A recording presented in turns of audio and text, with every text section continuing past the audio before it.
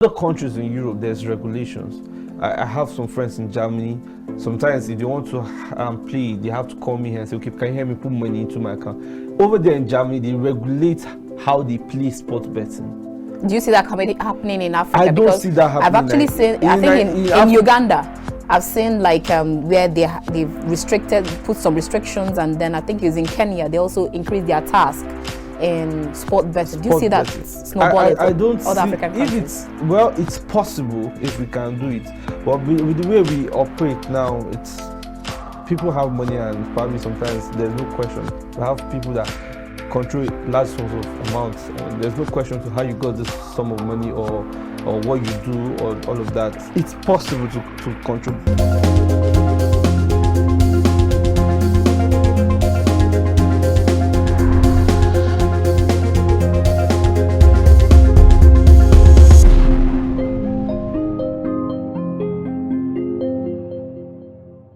All right, so we'll begin today's conversation taking our quote from Warren Edward Buffett, an American business magnate, investor, and philanthropist. He's one of the most successful investors in the world. Yes, he is. He once said, "I will tell you how to become rich. Close the doors. Be fearful when others are greedy. Be greedy when others are fearful." What does that even mean?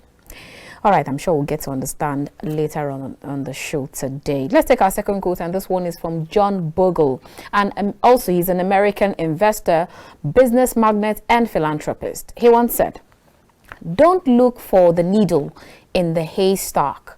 Just buy the haystack." I like this one. Now, finally, we'll take our last one. And this is from Jeff Bezos, American entrepreneur, media proprietor, investor, computer engineer, and commercial astronaut. He is the founder and executive chairman of Amazon, where he previously served as the president and CEO. He once said, "Given a 10% chance of a 100 times payoff, you should take that bet every time." All right, now let's see how all of this relates to what we will be discussing today. Warm greetings and welcome to The Conversation. We are reaching you from KAFTAN's television studio here in the nation's capital, Abuja. I am Annabelle Oji. Now, over the past 20 years, online gambling options like sports bets have grown astronomically in terms of their popularity. Sports betting, like many other things, has come to stay in Nigeria, and it doesn't look like it's going away anytime soon. The industry is a money spinning one, and it is estimated to generate around 730 billion naira annually. Now, betting has been in existence for a very long time, with pool betting popularly among older adults. However, the excitement and buzz around the top European leagues have made betting for younger Nigerians more pronounced, and there are lots of reasons that can be attributed to this. Long gone are the days when betting was stigmatized, as it is now commonly acceptable or accepted by all and sundry. Although there have been calls to curtail the spread among youth, who may not have the control and do not know when to stop and when their betting behaviors are becoming disjointed.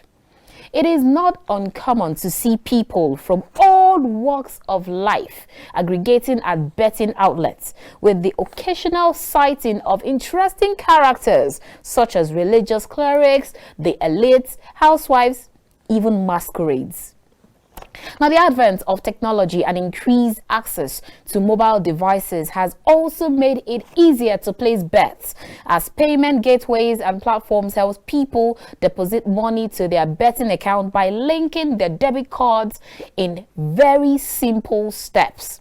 But then, as a result of online gamblings, or the rise in online gamblings to prominence in Nigeria, a number of laws and regulatory bodies like the National Lottery Regulatory Commission and the Lagos State Lottery Board were established. These bodies are crucial in the overall governance of gambling in the country and help to control the gambling environment in Nigeria. This type of regulation can only be positive for Nigerian bettors, allowing them to place bets in a safe and secured way, and with reputable sport betting sites also. But how much have these regulators been able to regulate, moderate, and even indoctrinate the habit of responsible gaming among Nigerian youth, the older people, including the interesting characters aforementioned? Joining us to discuss this is Christopher Collins, KAFTAN TV sports analyst. And later on the show, we will be having Abimbola Ajinibi, who is an investment banker. That's to come in a moment. Please join us again. When you look at sport bet in Nigeria today and compared to how it used to be back then, you realize there are more people involved now these days because it's a little bit digitized compared to how it was then. These days you don't have to go to the streets or to any in the bedroom now these days. So which actually enable a lot of people to get involved in sport bet. So when you look at the amount of money that's into that sector right now, I think the government should actually try to look into it and see if there's a way they can regulate this particular because a lot of youth are actually involved in sport betting. A lot of people are making a lot of fortune from sport betting now these days, which is a huge investment opportunity for a lot of people that are just coming up, because you just see people with 500 naira and the next morning they are millionaires and you just wonder what is happening. So I think government should look into this and try to see a way, probably through taxation, where a certain percentage of what the bookmakers are making goes to the government. That is, I think the government should actually look into this. It's actually a very good, I would think it's a very good idea if the government should consider regulating the sector. Okay, when it comes to the excess of the age, because when you look at these bookmakers, when you go to the website, most of these websites is quite regulated because there are age restriction on the website, on most of these bookmakers website. If you are not 18 and above, you are not allowed to register an account on most of these bookmakers websites. So I think from that, I think government should not actually look into stopping people from playing. You can play as long as you want to play. What the government should just be interested or to look into is how they can make more money from probably through taxation or this VAT of 18 from the bookmakers.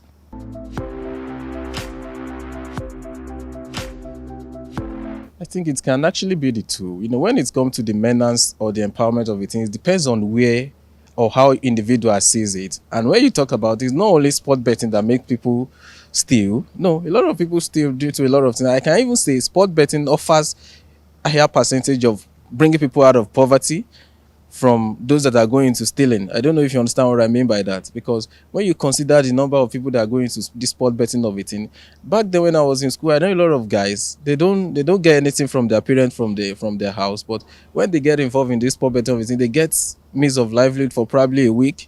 Then you see guys, hey, I'm going to play this week, this is where I'm getting what I'm going to feed on for this week. Next week they are there. So I think is a concomitant evil in our economy as of today. Some people can't do without it. So I think that is why the government needs to come in and look at how they can ameliorate things and consider, okay, where can we come in? How can we regulate this thing, just as you said? So I think the government can come in and regulate the sector from restricting, okay, just as you said, the bookmakers should enforce more strict laws. Thank God for the introduction of Naira in Nigeria, which will enable us to know those that are above 18 and those that are below 18. You can probably just say, okay, you can't open an account on this website if you are not 18 and above. So from that, I think government can actually regulate from that perspective.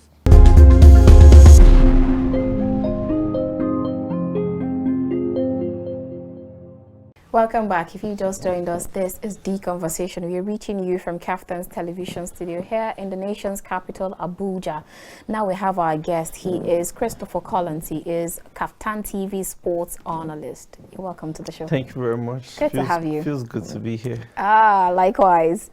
All right, now let's get down to business. Now, let's start by asking or getting to understand what is online or sports betting. Are they the same thing or two different things? Well, it's the same thing. It's either probably, when it's online, it means you have access to do it on your phones or through your laptops or tabs, doing it online basically. But sports betting is just a general term for predicting the outcome of sporting event and Okay. putting a wager on it, as putting money on it, and either winning or sometimes losing. Ah, okay. So, what exactly is the root cause for this growing trend in online sports betting? Well, I think basic human yearning for more.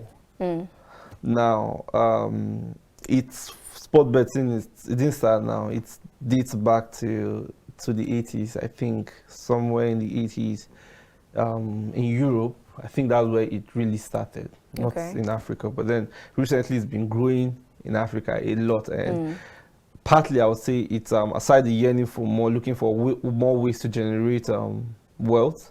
I think also the economy has pushed a lot of people looking at from our region, Africa. I would say this without any reasonable doubt that sport betting has been like one of the major employers of people.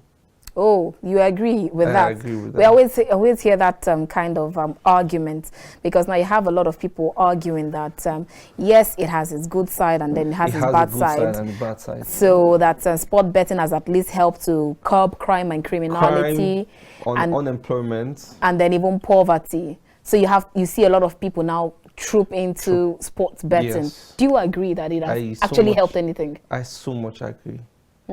It has helped people. In what way? Okay, first off, let's see. Like we mentioned about crimes, unemployment.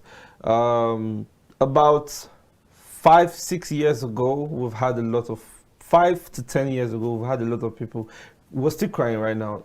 A lot of people have been crying. There's no jobs, but then, in as much as the cries are there, I think in some way it has also reduced, because a lot of young people now, not just men, I've seen women, I've seen aged men, I've seen aged women playing sports betting. In fact, I even saw masquerade at some point. Yes, it happens. I've seen celebrities, government people, people that work, even workers, people that work in companies that have jobs, they still do sports betting, because it's a way of putting little or more money to get more money. So Really? Yeah, it's that is just it. I've seen people win Is it- millions. Is it really profitable? It's profitable if you know how to do it. That's why they are like sport pundits like us, analysts. Sometimes you see when we talk about football games and we see this game is going to end up like this, and people play it. Most times I give predictions like that on the show, and sometimes it happens. So now, if you put your money, if you wager on it and you put your money on it, of course you're winning. So it's profitable in the sense if you're winning. For example, I put I take 100,000 and I wager it on a game of 2 odds. Okay.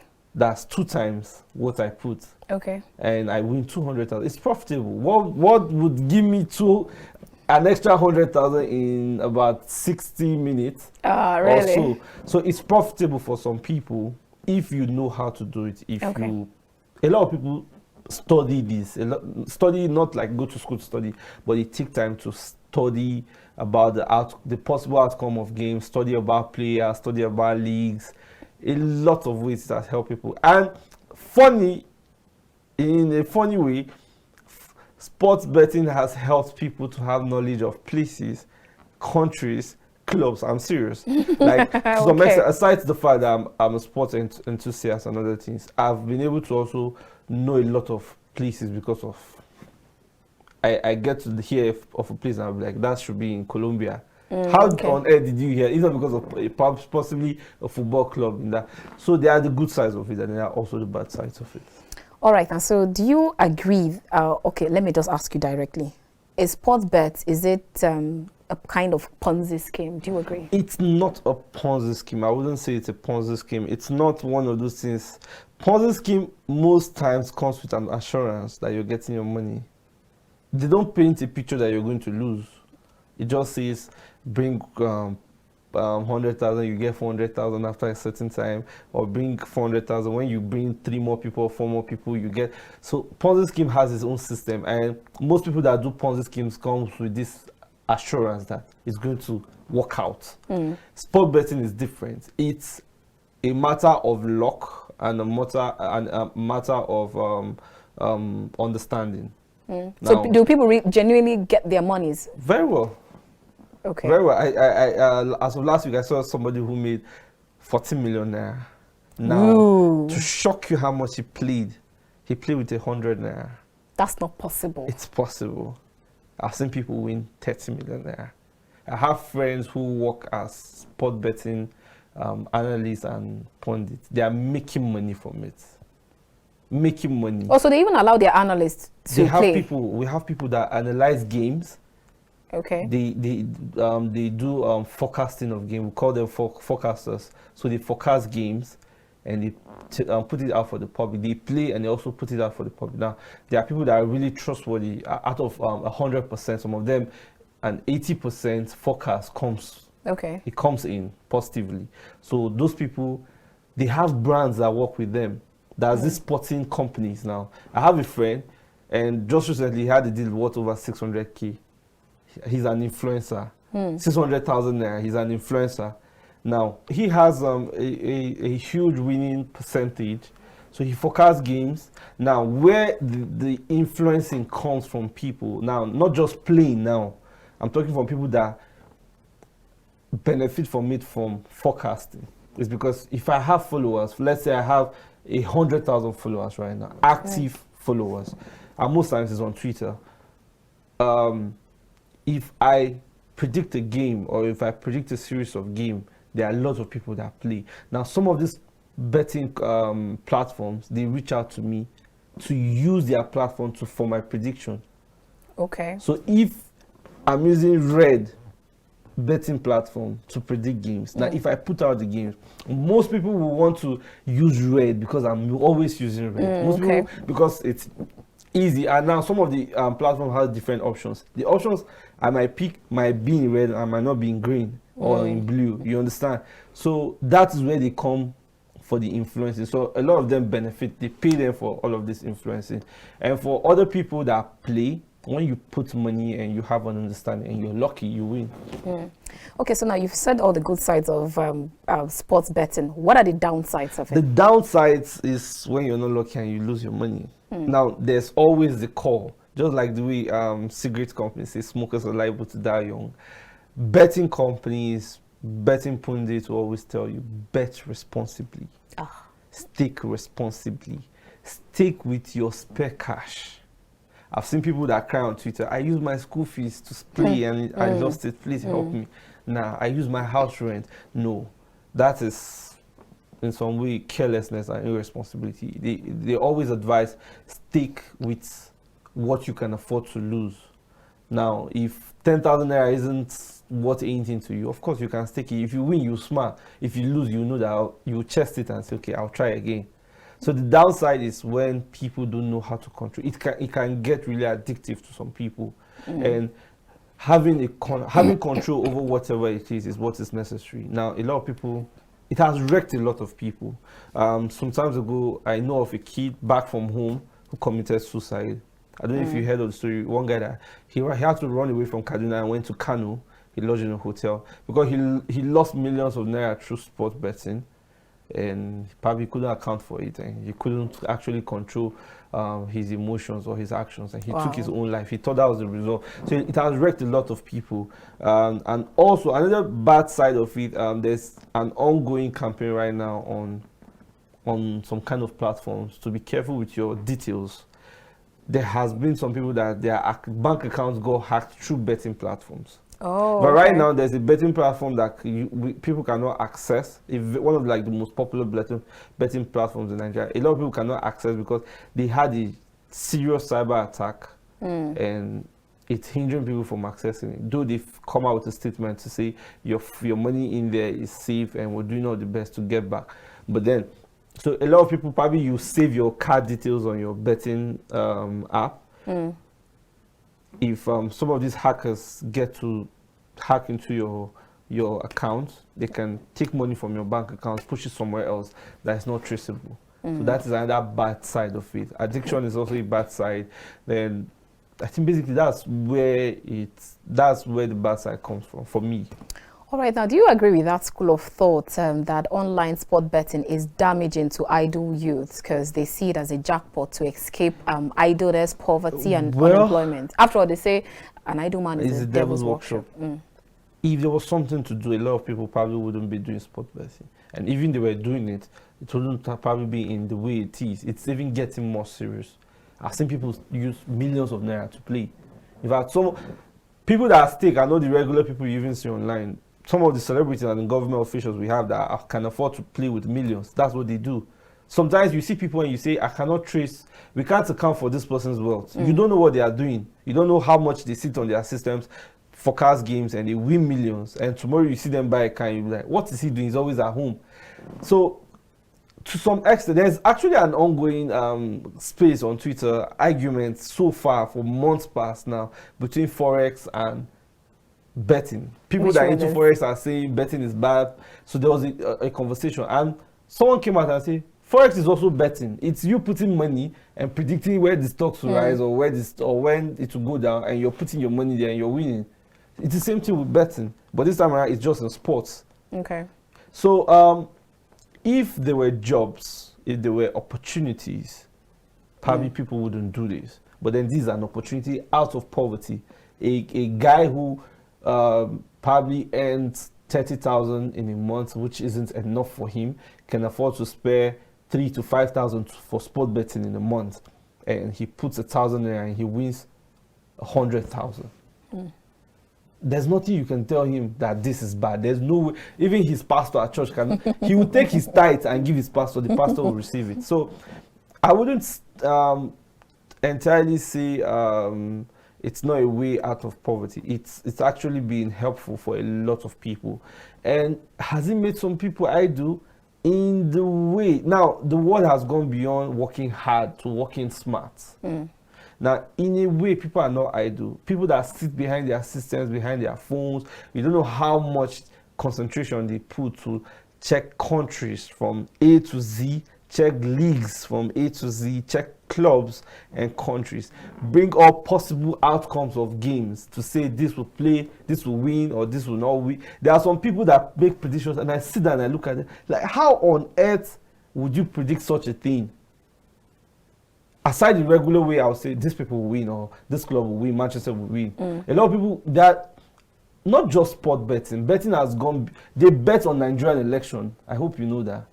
Yes, I do. They bet on award shows and different things. American election, there was the bet. There was stakes on it. So everything basically can go into betting. Okay. So all right. So now, before we round up on this, now you see a lot of people, especially in some parts of Nigeria, some states in Nigeria, where it has become like almost a menace there. Almost every sport you go to, there's one betting site or the other. You see a lot of youth and going into this and on the other. Now, there's this argument that it should be legalized in a particular way. There should be regulated, actually, in a particular way, where you now have, they should tell you the age of youth who are supposed to play, and they should tell you the amount of time where someone is allowed to play. And then also, because now, like you said, the regulators or the industry players, rather, they've always been advocating for responsible playing, moderation and all. But then they keep asking responsible playing, moderation and all, but still, you still have them building more of this sport bets almost everywhere. Well, and they're the ones that still keep telling you smoke. But you can't tell them not to. It's just like every popular eatery you have that has locations in different places. Having more outlets is having more income for you because you have more reach to people. So basically, people that probably cannot access it through their phones have to go to these shops. Okay, now, so for someone, since you've already agreed that it's not only the youth, so for people that are already addicted into this, how can they actually pull out now, or pull out a little bit? That is where we're having issues. Personally, I'm of the belief that there's no addiction that cannot be stopped as long as you want to stop it. And as long as you have an understanding. Like, I remember the first time I got in contact with sport betting through some friends. I love football. I'm a sports person. I'll go to watch football. Now, where we're always going to watch football, they play sports betting. So my friends will always lose. So aside the regular football, some play the computerized one. That one plays almost immediately where you see them. You see cartoons play, it's robots, and you put your money. So I have a friend that's what he plays. He said he prefers to play this one now. He sees his money. He cannot afford to be waiting for 90 minutes with heart attack, Manchester United losing the game, and all of those things. So he was always losing money. And I told him that why you're losing is because you're looking for big amounts. I took a paper and a biro. I predicted the first outcome. It came true. I predicted the second outcome. It came true. Then I took my money and played the first day. I think I won about 15,000 naira. So you're not continuing. So now, they were very addicted. I've seen them lose money. Okay. They were losing money. Sometimes they go broke, and the next money they get, they still want to go and play. And I was telling them that to stop this wouldn't be difficult. I was also joining them to play. But at one time, I was like, I don't want to play this anymore. And I stopped it. So it just has to take a decision for me. Actually, I remember one time in my early stages, I saw somebody. I think he came about with 100,000 naira. And he lost everything. Okay. All right. Now, they're already calling us to round up on this segment. Now, for you, is sport betting a source of empowerment or a menace? I would say I've seen it do more good than bad. So I would say it's a source of empowerment for people. But the regulation, in other countries in Europe, there's regulations. I have some friends in Germany. Sometimes if they want to play, they have to call me and say, okay, can you help me put money into my account? Over there in Germany, they regulate how they play sports betting. Do you see that happening in Africa? I don't see that happening. I've actually seen, I think in Uganda, I've seen like where they've put some restrictions, and then I think it's in Kenya, they also increased their task in sport betting. Do you see that snowballing I don't other see African countries? It's possible if we can do it. But with the way we operate now, people have money, and probably sometimes there's no question. We have people that control large sums of amounts, and there's no question to how you got this sum of money or what you do or all of that. It's possible to control. Now, for that control, you need to work with finance organization, banks now, because now you have to finance your betting accounts from banks now. So if they limit the amount you can use to play or the number of times, the way they do in Europe, there are some amounts you get questioned for that. Even when you win some amount, they have to call you and know, okay, see proof of what you did. So over here, it might happen, but it has to come from I think we have a lottery commission or exactly. So it has to come from there. It has to be a lot of work. But you know Nigerians, and you know our system. If the system is benefiting hugely from this, it's almost difficult to do because the system is benefiting hugely from sport betting. It's a big business. All right. Billions of dollars. Let me not even say naira.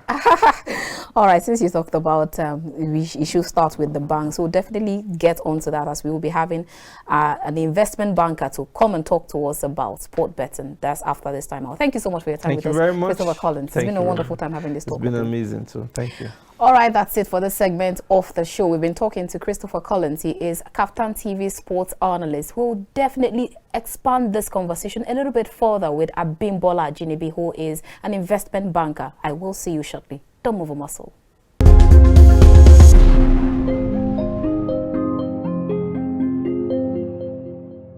Go for what I would recommend. People at this point should go for a moderate risk investment.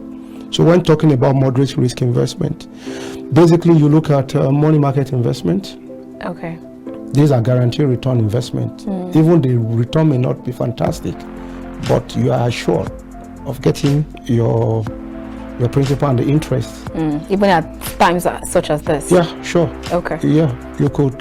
There are a lot of federal government instruments in the market, bonds, and even at the state level there are subnational bonds which you can invest in as well.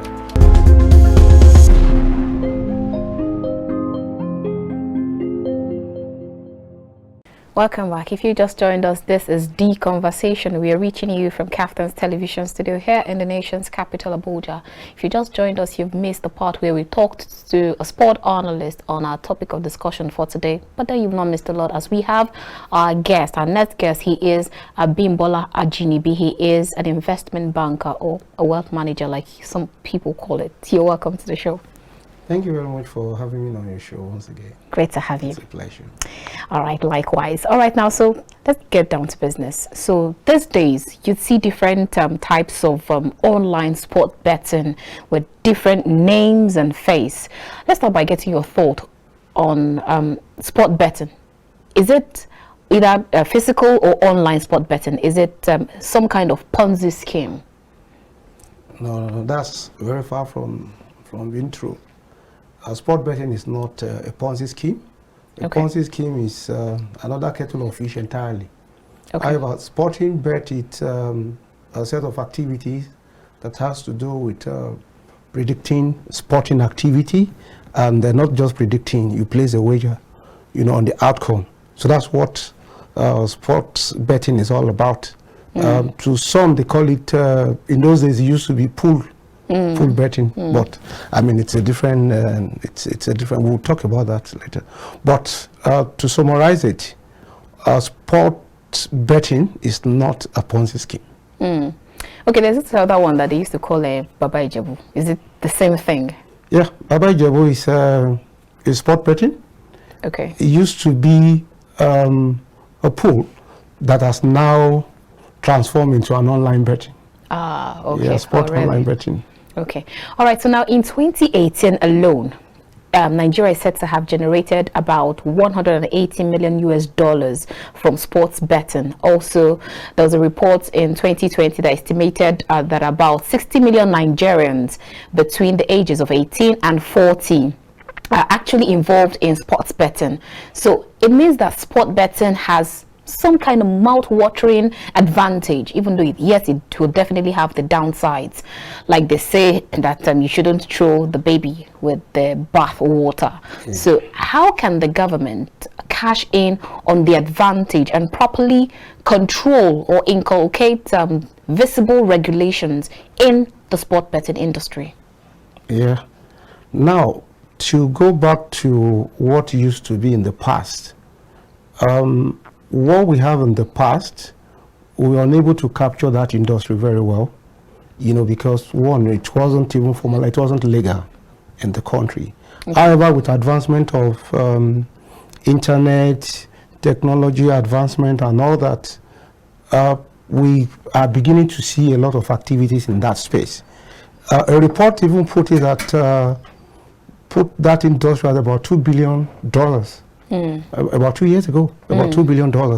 So it tells you that it's an evolving industry. And on the part of the government, seeing that opportunity, and not just to regulate it alone, but to also see potential revenue that government could get from there. So that's what led to the 2005 National Lottery Regulatory Commission. So the whole idea of that is to create a sustainable environment to ensure that all operators are captured, and to ensure that government regulates it very well, one, and then to also ensure that there are no income leakages for government. So, and not at that alone, because if you look at it, that's a lottery board, and they have their limitation. Now there is a proposed national gaming bill that is waiting to be passed into law now. So with national gaming bill, it's going to cover a lot. Like at the moment, Lottery Regulatory Commission, they regulate activities of the online betting, sport online betting. So we see more of these activities coming up we see a lot of this happening in the coming month. So it's actually a very, very big potential. And talking about that bracket of Nigerians, that are very active, it tells you that unemployment is high, and predominantly you see youth between age 18 and 35 being very, very, very active in online betting. For some, there are two sides to the coin. For some, because of the poverty level, unemployment, so they see online betting as a quick way to make money. Okay. So, but there are some people that actually, it doesn't have to be about poverty. They're even well-to-do. Some of the elites even also play sport bets. Yeah, that's for entertainment. So that's why I said that. It depends on how you look at it. Okay. For some, it's an entertainment. It's a form of entertainment. Actually, it's a very, very booming industry in Las Vegas and some other places, you know. But we also see a lot of youth, even underage, going into betting. It's no longer entertainment then. You know, that's trying to make money. All right, we'll definitely come back to that. Now, when I said properly regulated, like a lot of people have agreed that the regulation should be centered around the age of persons that should be allowed to play, the number of time that this person should be allowed to play, and whether or not primary or secondary school students should be allowed to play, and also if it is so as not to make it become like a menace or cause all of this addiction, because you talked about it, that even when you have people that are even underaged, that's no longer for it's no longer entertainment. It's not even for money, but to make money. But however, while doing this, there's a need for government to regulate it properly. We see a lot of underage still betting. So how do we ensure that one, that we stick to the legal age of 18 and above before you can bet, and two, how do we also ensure that people are not addicted into betting, because that's where the problem comes. Once you're addicted to it, it's no longer entertainment. It just becomes an habit, and then you see people borrowing to bet. You see people stealing to bet, selling their property. I remember a story where after betting, a man decided to put his wife, to wager his wife. So it's a very, very bad addiction.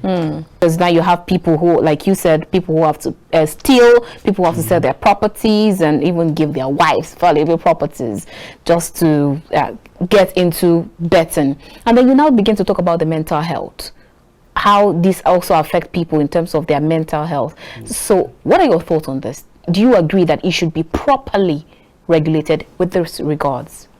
Yes.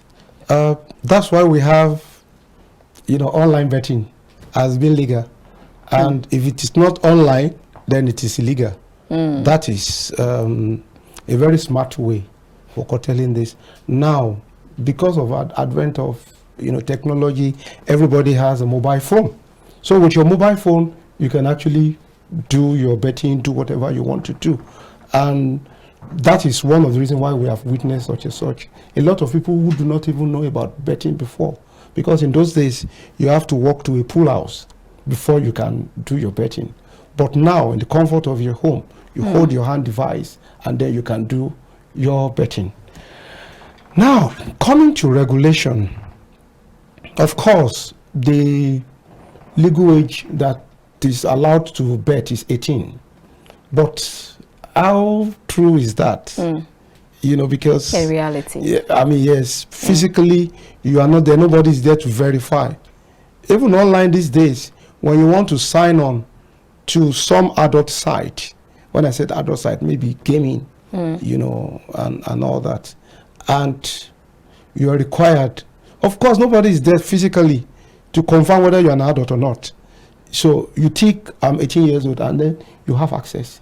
So it's a big challenge, to actually regulate, because, it's not being done physically. You're doing it online. Unless we have a proper data management system where you have to key your identification, like maybe the NIN and all that, that will validate your age before you're able to access those sites. So with that, maybe we could have some bit of regulation. We may not have 100%. But it's important to have it regulated, because one, you see a lot of underage. Even for coming to what you also mentioned about, should we have a limit, a number of time people allowed to play? In terms of regulation, I'm not sure how effective that is going to be. But one of the mandate, well, let me not call it mandate, what the operator have actually been taught to encourage player, to only bet with what they can afford. But how effective can that be? So it's in between the sea and the red devil. All right. Now, taking a cue from what you just said, like the sports game industry players say that they always push or advocate for responsible gaming or betting and the need for moderation. And then, yes, in whatever sector that you do or whatever thing that you do, there should be moderation. Now, they tell you to drink responsibly, or they tell you that smokers are liable to die young, or that you should eat but not eat too much, and then that everything that is done in excess is bad. But yet they keep opening new outlets, new shops, and new all of these things. So how can the users who is trying to curb or trying to fight addiction then stay within the ambit of responsible gaming or moderation, like they call it? You see, that's why when it comes to betting or gaming, there's also the moral aspect of it. Okay. Some religion frown at it. Some believe that gaming is a way to get rich quick. Actually, the advocate for gaming will tell you that gaming is actually entertainment.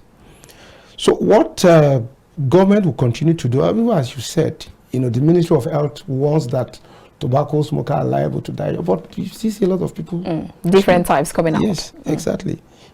So I think government should just continue to educate people. The advocacy should be ongoing to let people know the danger of addiction to betting, excessive betting. Because there must be a clear definition of what the purpose for betting. Is it entertainment, or is it to make money, or is it, of course, even if it is entertainment, once it gets to an addiction, it's bad. So I would say that the campaign and the advocacy should be ongoing, because these days you see a lot of underage betting, and this should not be so. And on the part of the operator as well, I believe that there's a way they can regulate this.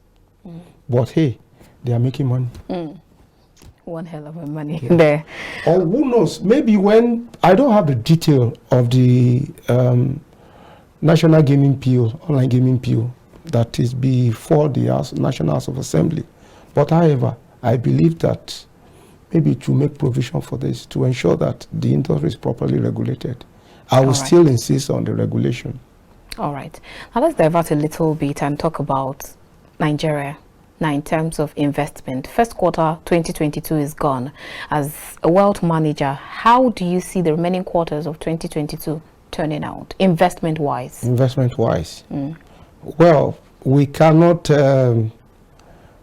separate the politics from the economy, and we are already in the second quarter.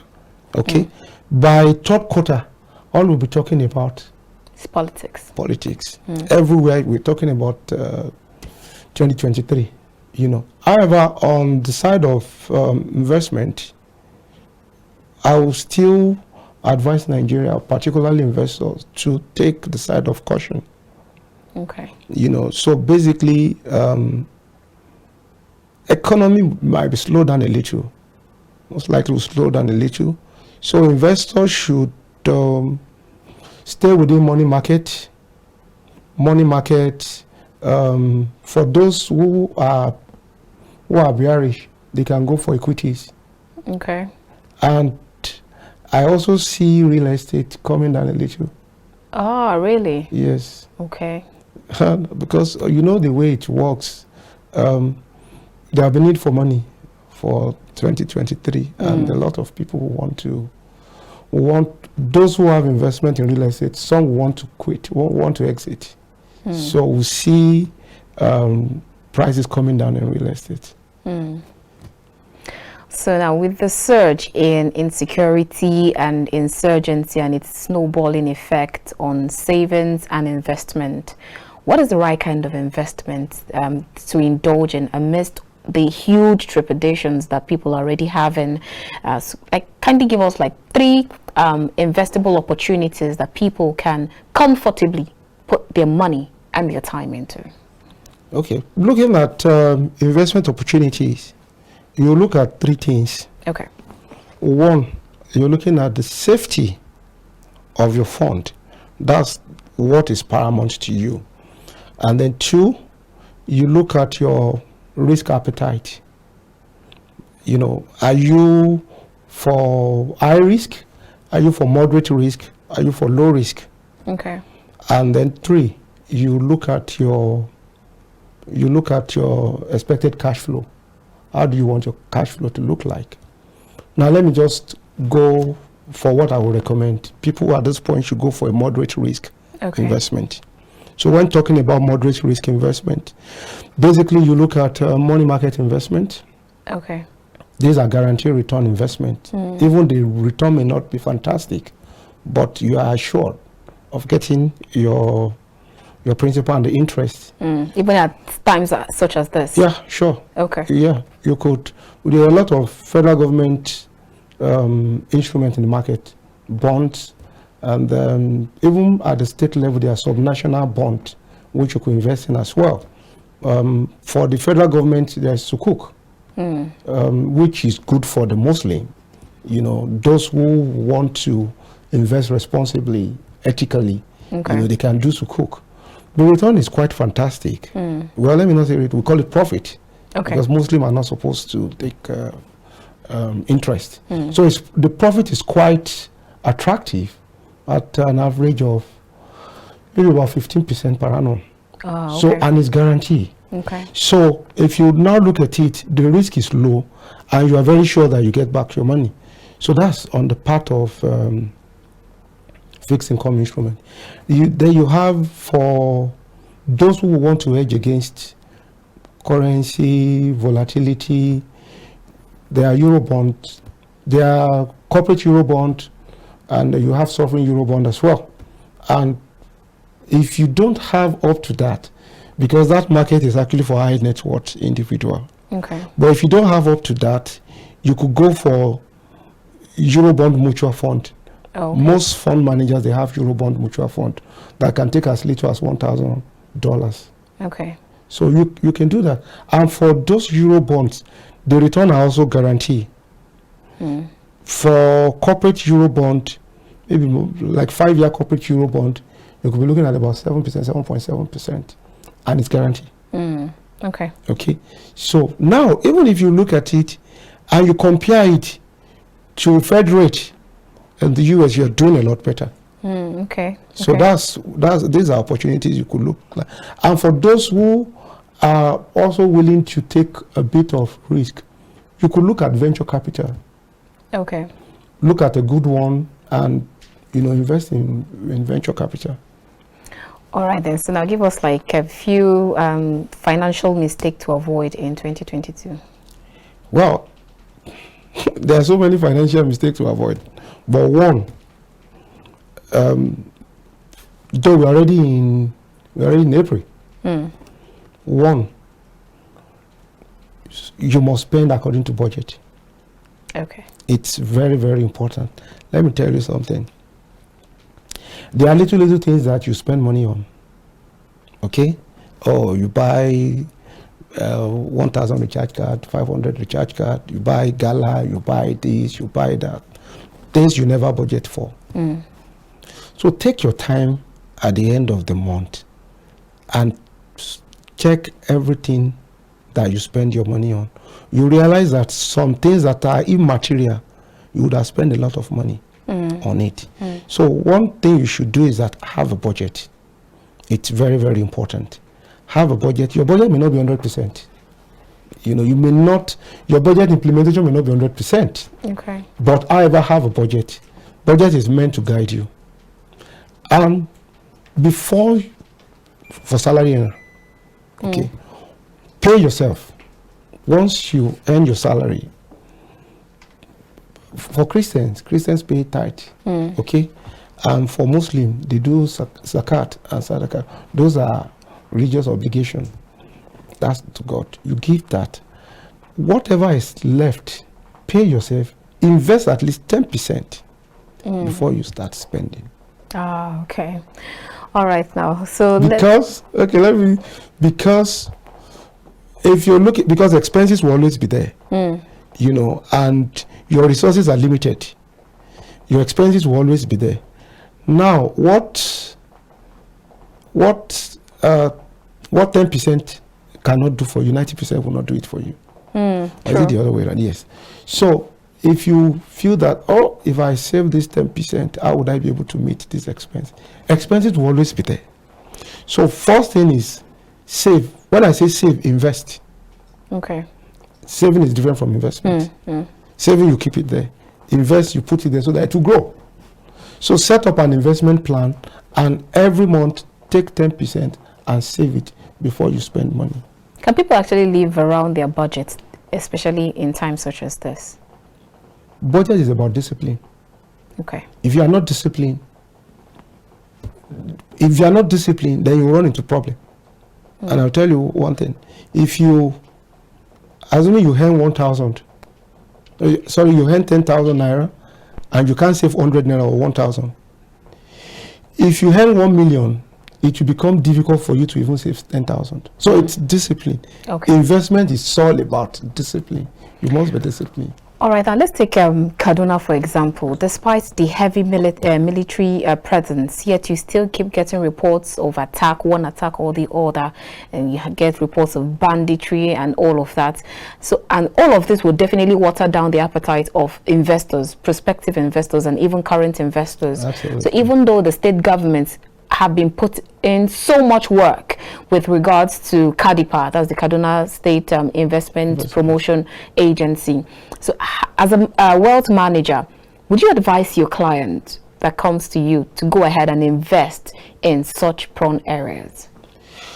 For an event that is, you have a strategy, you have a long-term strategy, and you have a short-term strategy. And of course, your strategy cannot, events will happen that will change your strategy. What is happening in Kaduna today doesn't mean that in the future it will not go away. Okay. Yeah. So, but as an investor, you should have your long-term plan and you should have your short-term plan. Michael Porter said there's something called stock in between, you know. But what I'm trying to say is that there's crisis in Kaduna today, but tomorrow the crisis may not be there. So for you as an investor, have your plan, have your long-term plan, have your short-term plan. Whatever happens, it's not even limited to Kaduna. It's everywhere. And we believe that at some point it will go away. Okay. But for now, I'm not sure any investor wants to go to where the life is at risk. So we appeal to government that they should just continue to try and see how this problem can go away. All right. Because when you have insecurity, it leads to food insecurity at some point. Farmers can't go to the farm. You know, so I mean, there's a chain. It could lead to food scarcity and high cost of food. All right, even as we begin to round up with the surge in poverty, unemployment, crime and criminality, and then you have a lot of this uncontrollable urge for quick and more money from a lot of people. I'm going to ask you two questions, and I'd like you to take them in one breath very quickly. Can sport betting be stopped, and or can a bettor deal with his or her addiction? How rather can a bettor deal with his or her addiction? I feel like that's like one question. Okay. Now the other question is, do you think that sports betting, is it a source of an empowerment or a menace? Okay, let me take the first question. Can sport betting be stopped? I don't think it can be stopped. Can online sport betting be stopped? I say, well, maybe. But if you stop online sport betting, people will go underground and they will continue to do the betting. Okay. And it's even dangerous, you know. So it can be, I'm not sure it can be stopped, but it can be regulated. Okay. It can be regulated, you know, to ensure that we see more of the benefit than, you know, the disadvantages. Okay. Then the second question. The second question is it a source of empowerment or a menace? To the operators, it's a source of empowerment, because there are places you go, you see them all over the place. You see, but then if you get to business area, some, let me not mention, but if you get to where you have, high volume of human traffic, you will see this spot bet, you see different names and faces. Yes. So that's people get employed, people are busy, people are making money. Okay. And then what if it's a source of menace or empowerment?